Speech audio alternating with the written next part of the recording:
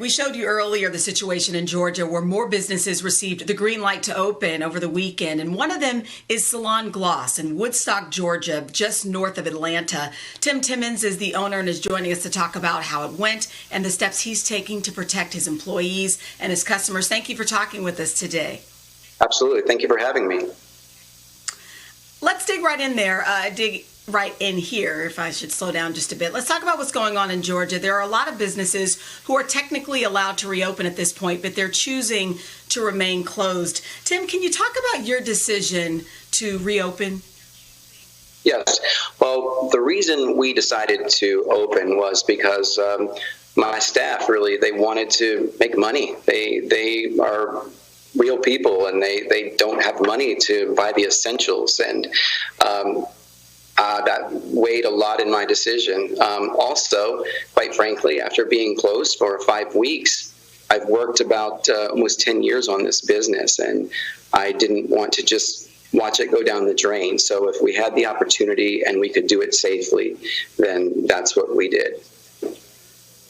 There are people who are watching right now who would say, you know what, I understand all of that, but it's difficult to maintain a 6 feet of distance away from each other in a hair salon. So what are you going to do to protect the clients and your employees? Well, as our clients arrive, what we do is they are met at the front door with a thermometer. We take their temperature and we record their temperature. They then answer a series of questions. Questions are mainly about if they've been around people with COVID-19, if they've taken care of anyone, if they've traveled outside of the country, and so on. Once they pass that line of questioning, they go into phase 2, which they receive a mask and gloves, and then they are ready to see their service provider. Now, their service provider has gone through the same thing. We've taken their temperature, they've answered the questions, they have the protective gear, but we also go further than that, and we make sure that they wear a gown and a face shield. We distance our stations 14 feet apart, so we're working in every other station. We've staggered our shifts, so we're only working with 3 to 4 providers at a time. We've also devised a touch-free checkout.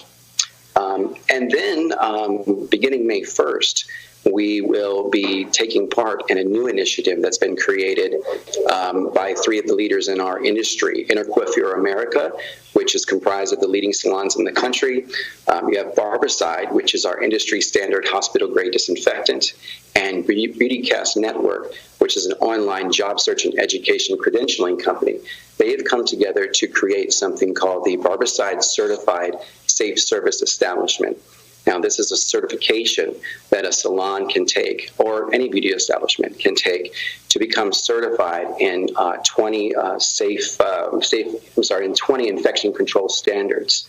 And why that's good is because a consumer can then see that this is a safe establishment and feel comfortable coming to that establishment for a service. Okay.